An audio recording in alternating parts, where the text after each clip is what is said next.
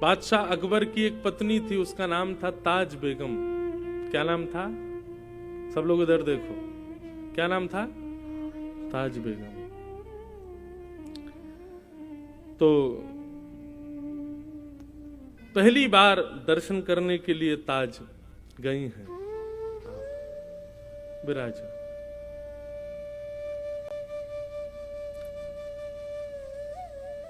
बोलो वृंदावन बिहारी लाल की। बहुत ध्यान से सुनना। ताज बेगम पहली बार अकबर के साथ गोवर्धन गई। अच्छा, अकबर के ऊपर एक चीज तो लगती है कभी कभी, अकबर के ऊपर कृपा तो थी ठाकुर जी की। वो वृंदावन भी जाता था, गोवर्धन भी जाता था तो वो अकबर ही, पर उसको संतों के दर्शन खूब हुए। स्वामी श्री हरदास जी ने बड़ी कृपा की, गुसाई विठलनाथ जी का बड़ा आश्रय प्राप्त हुआ अकबर को। था तो वो मुगल, लेकिन उसके शासन में, अब मेरे पढ़ने में ना आई हो तो बात अलग है, लेकिन जहां तक मैंने देखा कि उसने कभी मंदिरों को और किसी भी हिंदू वैदिक सनातनी को कभी ज्यादा कष्ट तो नहीं दिया। दर्शन आदि करने देता था सबको। आपके ओरछा के राजा मधुकर शाह जी भी मित्र थे अकबर के। तो अकबर ऐसे कभी कभी दिग्विजय के लिए घूमने जाता था। गोवर्धन गया, गुसाई जी से प्रार्थना की कि हमको श्रीनाथ जी का दर्शन करना है। गुसाई जी बोले देखो हमारे मंदिर का निधान है, विधान है कि केवल वैदिक हिंदू ही भीतर प्रवेश कर सकते हैं भगवान। तो आपको दर्शन की यदि इच्छा है तो हमने एक ना मंदिर में खिड़की बनवा रखी है, वहां से हम दिखा देंगे ठाकुर जी आपको। अकबर बोला वहीं से दिखा दो। तो अकबर ने वहां से ठाकुर जी को देखा, ठाकुर जी को दर्शन करके वो चला गया। जैसे ही ताज बेगम बैठी उस खिड़की में और जैसे ही उस झरोके में से ठाकुर जी को देखा, अब तो स्थिति हो गई कि नेत्र बंद करे और वही छवि दिखाई दे ठाकुर जी की। यही पीछे जो छवि, ये गोवर्धन नाथ स्वरूप ठाकुर जी का, यही छवि दिखे। अब तो वो जहां जाए उसको वृक्षों की भी आकृति ऐसी दिखाई दे, उसको मयूरों की आकृति भी ऐसी दिखाई दे, वो रोटी भी देखे तो रोटी की आकृति भी ऐसी दिखाई दे। जहां देखे जित देखूं उतित श्याममयी, जहां देखे वहां श्याम सुंदर दिख रहे हैं। अब इसको आप क्या कहोगे बताओ? ताज बेगम का ना तो संग अच्छा, ना कुल अच्छा, ना परवरिश अच्छी, लेकिन फिर भी ठाकुर जी के प्रति प्रेम। इसको ये कहते हैं कि ताज बेगम नहीं गई है ठाकुर जी के पास, ताज बेगम का मन नहीं लगा है, ठाकुर जी का मन लग गया है ताज बेगम में। ये कहते हैं, इसको कहते हैं भगवत प्रीति। एक तो होता है हमको ठाकुर जी प्रिय लगते हैं, एक होता है ठाकुर जी को हम प्रिय लगे। ये कथा आदि इसलिए है भैया, हम लोग ताज बेगम जैसे तो नहीं है। ताज बेगम का जरूर पूर्व जन्म का कोई सत्कर्म होगा कि ठाकुर जी को प्रिय लगी, पर ये कथा आदि हम इसीलिए सुनते हैं ठाकुर जी को हम प्रिय लगे, हमें देख के ठाकुर जी रीझ जाएं। ताज बेगम को खूब ज्वर चढ़ने लगा, बुखार आने लगा। बादशाह ने खूब वैद्य बुलाए, हकीम बुलाए, लेकिन कोई ठीक नहीं कर पाया। एक दिन बादशाह से जाकर के ताज बेगम ने अपने मन की बात कही, बादशाह हमारा ज्वर ठीक नहीं होगा, क्योंकि ये कृष्ण विरह का ज्वर है। जब से हम आपके साथ गोवर्धन गए और जब से हमने त्रिभंग लली श्याम सुंदर को देखा, तब से सब जगह हमको वही दिखाई देते हैं। हमें लगता है हमारा जन्म आपकी सेवा के लिए या किसी और कार्य के लिए नहीं, हम उन्हीं के लिए पृथ्वी पर आए हैं। आप कृपा करके हमको वृंदावन भेज दो। अकबर ने पहले तो बहुत मना किया, लेकिन बाद में ताज बेगम की बात मान करके अकबर ने उनको वृंदावन जाने की आज्ञा दे दी। ताज बेगम वृंदावन आ गई और वृंदावन में रह करके ठाकुर जी का नित्य दर्शन करती थी। अच्छा, एक बड़ी सुंदर घटना है, ऐसी दो तीन लोगों के साथ हुई है। ताज बेगम को मंदिर में प्रवेश तो था नहीं, वो मंदिर में जाने तो देते नहीं थे। लोग बाग डरे रहते थे, अगर मुगलानी है कहीं भीतर जाकर के कुछ गलत अनर्थ कर दे तो मंदिर अपवित्र हो जाएगा, तो उसको बाहर ही रोक दिया जाता था। लेकिन उसकी भक्ति इतनी प्रबल थी कि वो दर्शन करके आने वालों से पूछती थी, श्याम सुंदर कैसे लग रहे हैं? तो बताते, बोले आज ऐसा मुकुट पहना है, आज कानों में ऐसे कुंडल पहने हैं, गले में ऐसे हार पहने हैं, ऐसी पीतांबरी पहनी है, ऐसी पजम्मी पहनी है। तो उन्हीं का चिंतन करती थी, सुन करके ऐसे ठाकुर जी लग रहे होंगे। और कभी कभी ठाकुर जी की वैसी आकृति रेत में बनाती और वहीं दर्शन कर लेती। बोले वाह श्याम सुंदर, आज आप ऐसे लग रहे हो। धीरे धीरे ताज बेगम की स्थिति इतनी ऊंची हो गई कि अब ताज बेगम किसी से पूछती नहीं थी, अपने नेत्र बंद करके अपने आप ही एक आकृति बनाती थी और दर्शन करके आने वाले से कहती थी, सुनिए आज ठाकुर जी ने नीली चोली पहनी है, आज ठाकुर जी ने गले में मोतियों की माला पहनी है, आज ठाकुर जी ने ऐसी पाग पहनी है, कानों में मत्स्याकृत कुंडल पहने हैं, हाथों में सोने के कड़ूले पहने हैं। और दर्शनार्थी बता, हाँ बिल्कुल ठाकुर जी ने ऐसे ही पहने। तो ताज बेगम आनंदित हो जाती, जय हो मेरे लाल। अब ताज बेगम को मंदिर जाने की आवश्यकता नहीं थी, वो नेत्र बंद करती थी और ठाकुर जी का प्रत्यक्ष दर्शन होता था। मैं कभी कभी मेरे ऊपर एक कृपा हुई ठाकुर जी की, वो सुनाया करता हूं, बहुत ध्यान से सुनिएगा बंधु। भक्ति की प्रधानता।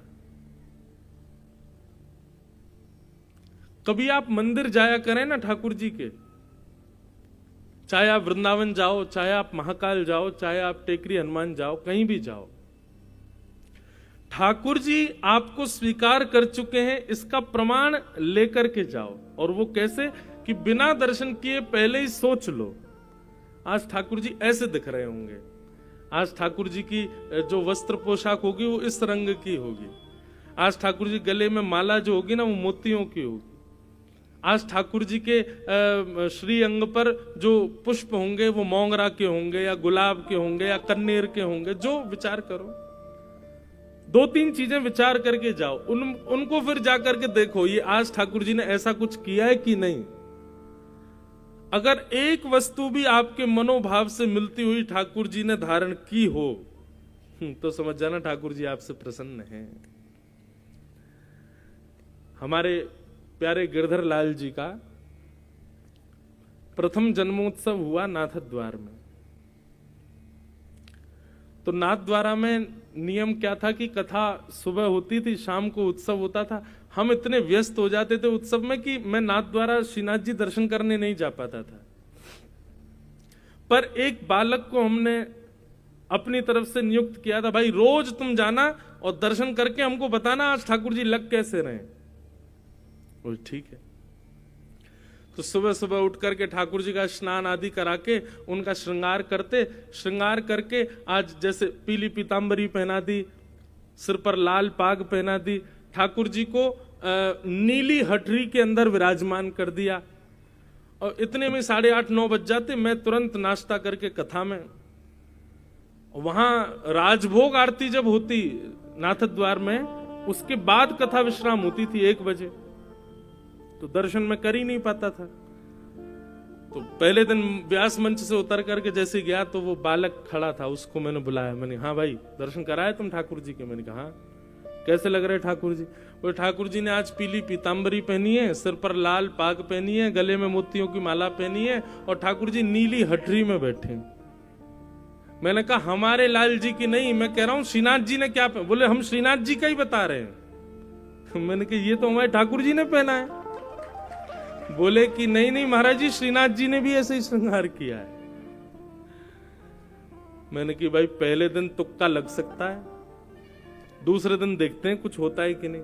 अब दूसरे दिन हमने ठाकुर जी को फिर कोई बढ़िया सुंदर नीली पोशाक पहनाई और आज कांच की हटरी में ठाकुर जी को विराजमान किया, सिर पर बढ़िया सोने का मुकुट धारण कराया, सुंदर श्रृंगार। अभी भी मुझको ऐसा कुछ नहीं था, मुझे बस लगा ठीक है कल मैच हो गया, आज थोड़ी होगा।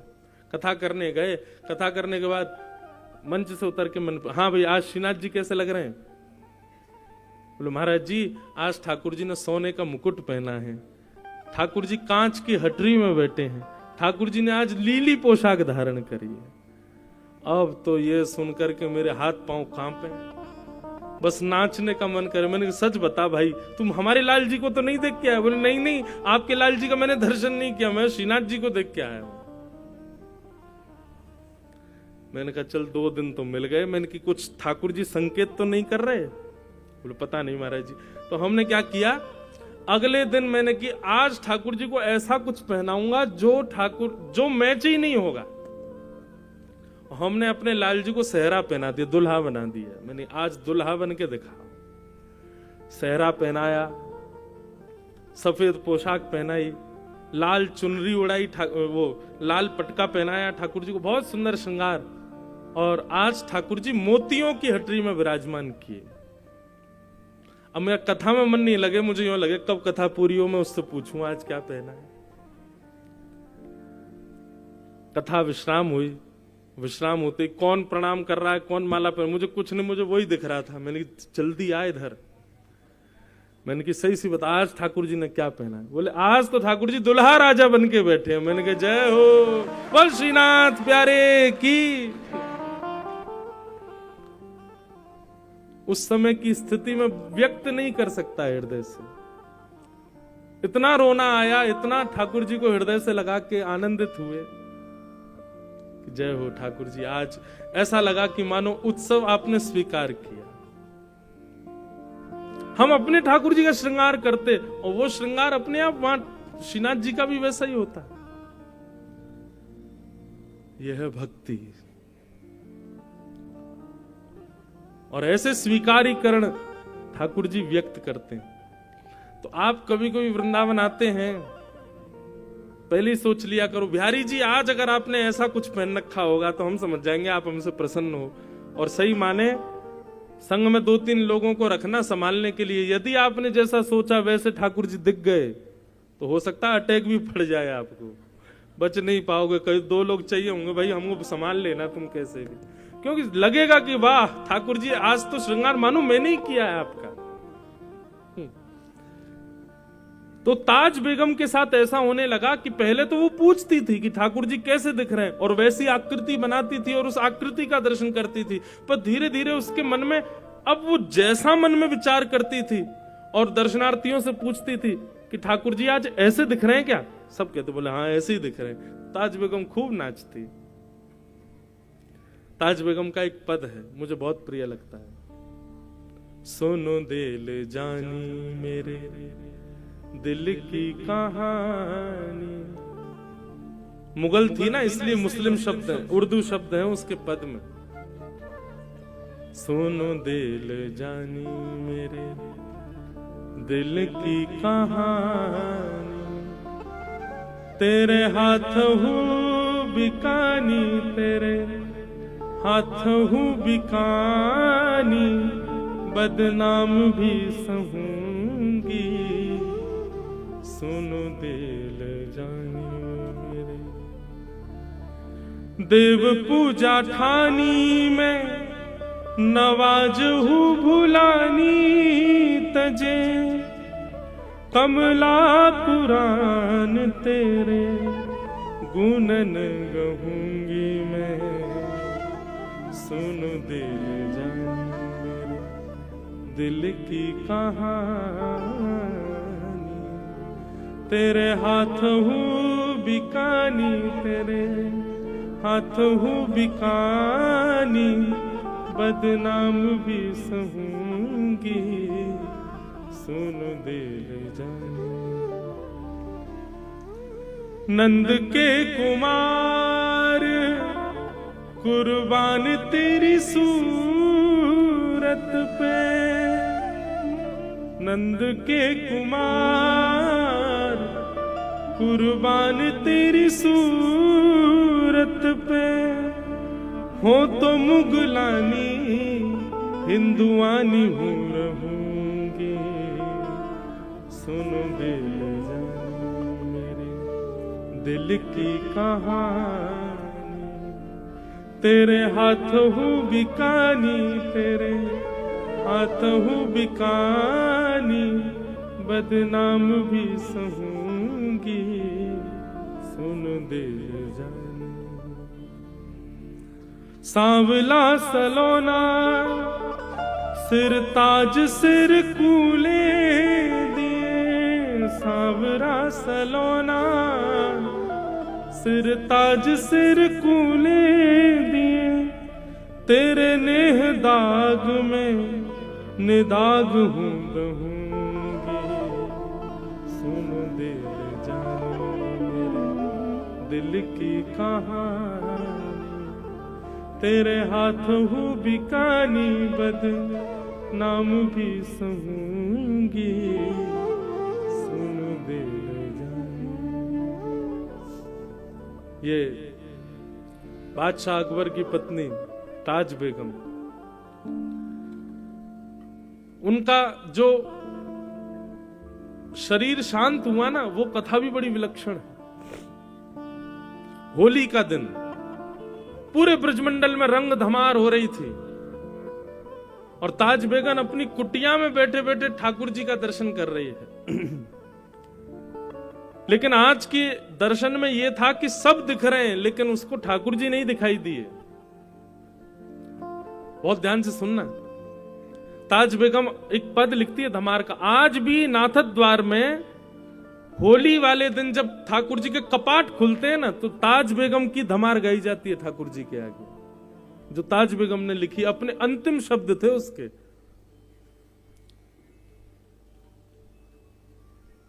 मुझे याद नहीं है पूरी धमार, पर बहुत बहुत अच्छी धमार है वो। बहुरी ढप बाज रहे, ऐसे उसका प्रारंभ है। बहुरी ढप बाज रहे, ढप बजते हैं ना हमारे वृंदावन में जब होली होती है, तो गाते गाते वो पूरे ब्रज का वर्णन करती है। नंद बाबा अबीर उड़ा रहे हैं, यशोदा मैया गुलाल उड़ा रही हैं, गोपियां एक दूसरे के गाल पे गुलाल लगा रही हैं। अरे कहां तक गए, गैया भी एक दूसरे से अपने अंग को रिगड़ करके होली खेल रही हैं। ग्वाल बाल सब यमुना जी में कूद रहे हैं। इस प्रकार पूरे ब्रज का दर्शन करते हुए अचानक लिखते लिखते वो रुक गई। 5-6 पंक्तियां लिख दी लेकिन अभी तक ठाकुर जी नहीं दिखाई दिए उनको, सब दिख गए।